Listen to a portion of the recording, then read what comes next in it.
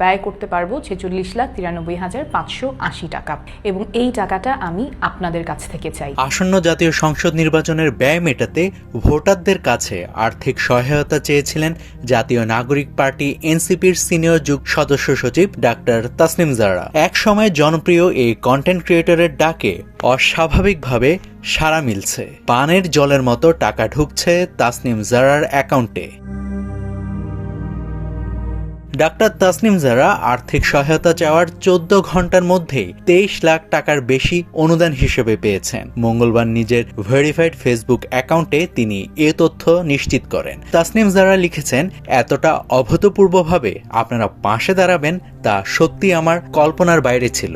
আপনাদের প্রতি আন্তরিক কৃতজ্ঞতা। তিনি জানান, নির্বাচন কমিশনের বিধি মোতাবেক একজন প্রার্থী আইনগতভাবে সর্বোচ্চ 25 লাখ অথবা ভোটার প্রতি 10 টাকা খরচ করতে পারবেন। ঢাকা 9 আসনে ভোটারের সংখ্যা প্রায় 9,70,000 হওয়াতে নিয়ম অনুসারে তিনি 46,93,000 টাকা খরচ করতে পারবেন। আর তাই ফান্ড রাইজিং এর মোট লক্ষ্যমাত্রা নির্ধারণ করা হয়েছে 46,93,580 টাকা। লক্ষ্যমাত্রা পূরণ হলে ফান্ড রাইজিং বন্ধ করা হবে বলেও তিনি উল্লেখ করেন।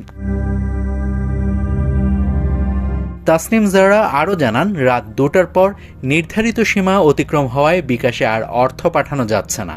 আপাতত ব্যাংক অ্যাকাউন্টের মাধ্যমে অনুদান গ্রহণ করা হচ্ছে। এর আগে সোমবার রাতে আসন্ন জাতীয় সংসদ নির্বাচনে ঢাকা 9 আসন থেকে প্রতিদ্বন্দ্বিতা করতে নির্বাচনী ব্যয় মেটানোর জন্য ভোটার, সমর্থক ও শুভাকাঙ্ক্ষীদের কাছে আর্থিক সহায়তা চেয়ে ফেসবুকে একটি ভিডিও বার্তা দেন ডক্টর তাসনিম জাহরা। নাভিদ হাসান, সোনালী নিউজ।